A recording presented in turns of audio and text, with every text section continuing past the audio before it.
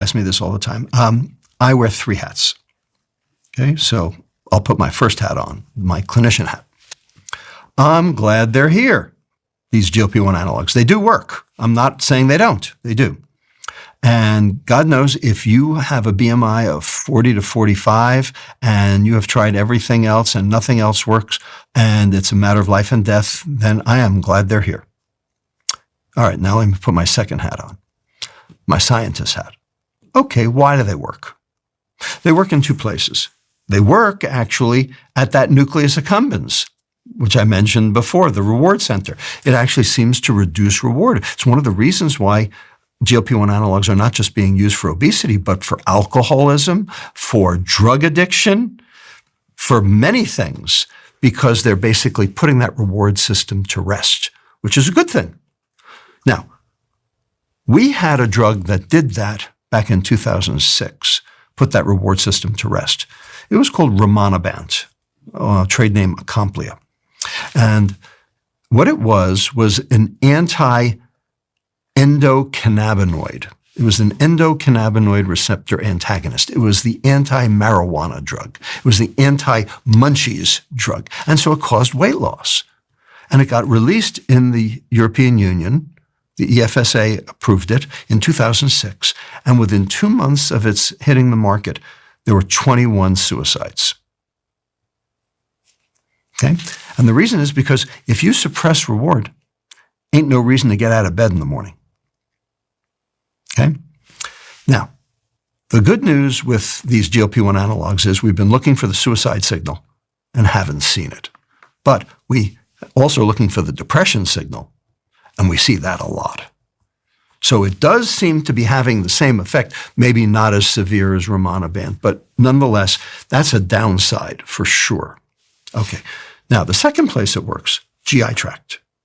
It delays gastric emptying. It slows food going through the alimentary canal, especially the stomach.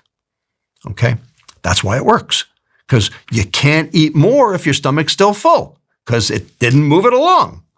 Okay, that's good, sort of, except it gives you all the side effects. The nausea, the vomiting, the pancreatitis, the gastroparesis, stomach turns to stone. 3.4% of all people who take GLP-1 analogs get gastroparesis. And guess what? When you stop the med, the gastroparesis doesn't go away. And there is a lawsuit against Novo Nordisk right now over gastroparesis from GLP-1 analogs. Not so good. In addition, you lose weight. Okay, what kind of weight? Turns out half muscle, half fat. Now, losing fat's good. Losing muscle is not.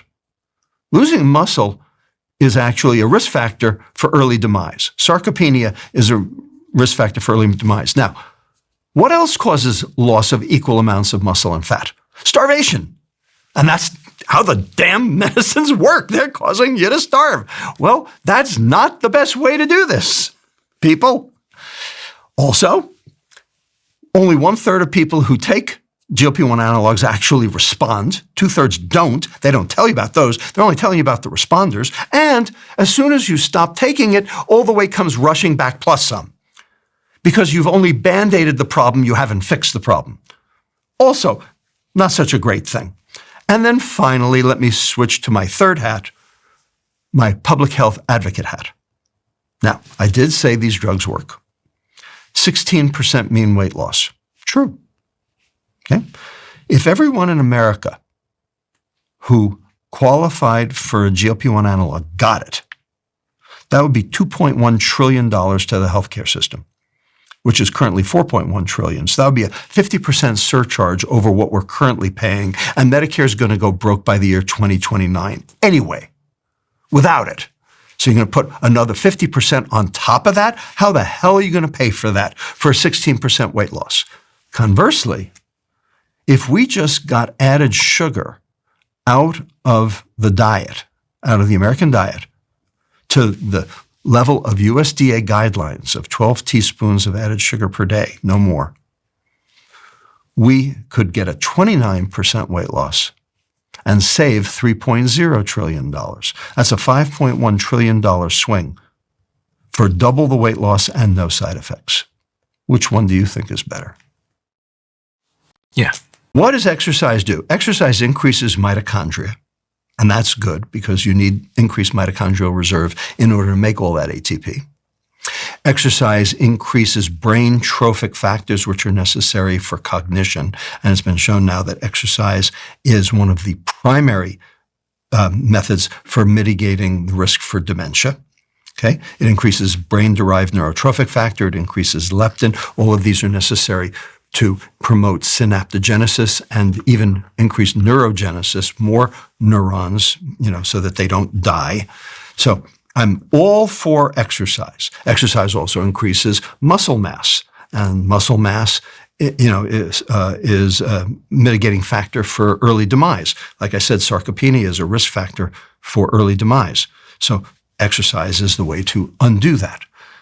Having said that, none of that had anything to do with weight loss. Okay, so if you think exercise is going to make you lose weight, you are deluded.